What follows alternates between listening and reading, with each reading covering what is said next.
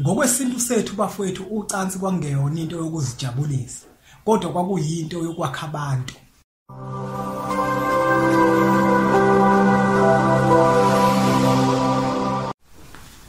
Sanibona nginibingelela umhlaba wonke la kufinyela khona lo mfanekiso oqoshiwe igama umlekelelo kaMbanjwa Impunga Yesintu. Bafowethu angizili kuzogeqa amagula kodwa ngizophendula umbuzo. Abantu abaningi abangishayelile babuza bathi Impunga Yesintu ukhulumile la ngesihloko la ukhuluma khona ngendaba yokushawa kwendlwabe.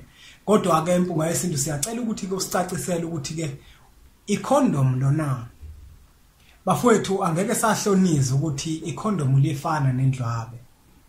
Ngesizathu sokuthi bafowethu imbewu le oyiphiwe okhokho bakho mawenza ucansi ngeCondom uyilahla leyo mbewu.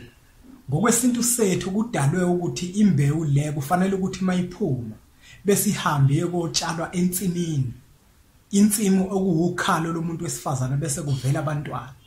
Ngokwesintu sethu bafowethu ucansi kwangeyona into yokuzijabulisa kodwa kwakuyinto yokwakha abantu.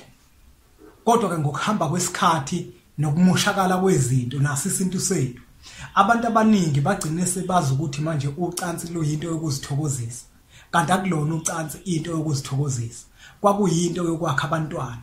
Yingakho kwakuthiwa umuntu wesifazana uma yakogana uyovusa umuzi wala eyakoganela khona. Uzokhumbula phela ukuthi ukuvusa umuzi akukona ukufike wakhe indonga okanye upende indonga kodwa ukuvusa umuzi ukuthi ufike uthola abantwana phakathi kwekhaya. Abantwana batholakala kanjani ke?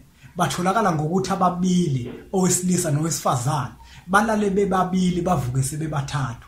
Kodwa ngokumoshakala kwezinto nomhlaba esesiphila kona nokulahleka kwesintu sethu nokulahleka kwemfundiso zesintu kuyimfundiso zasendulo abantu sebazi ucansi bathatha ucansi manje balenza into yokuzithokozisa nje kanti inhloso yalo kwangekona lokho. Futhi ukuzithokozisa kwabantu ababili ngocansi kwangeyona into yokuthi yenziwa abantu abangaganene. Yingakho ke bafowethu isintu sethu sithi uma wenza ucansi ngeCondom yicala lelo kokhokho bakho ngoba imbewu usukuyilahla uyefana ncamashi nomuntu okade eshaya indlwabe ngoba na umuntu okade eshaya indlwabe isidoda sakhe siyalahleka. Asiyenzi into ekusuke kufanele ukuthi siyenze.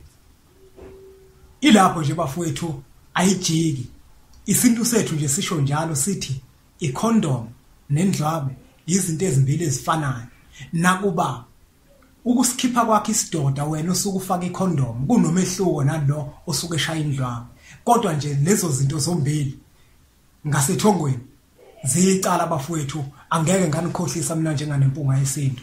Asubscribe ke bafowethu bese sithi nje impunga.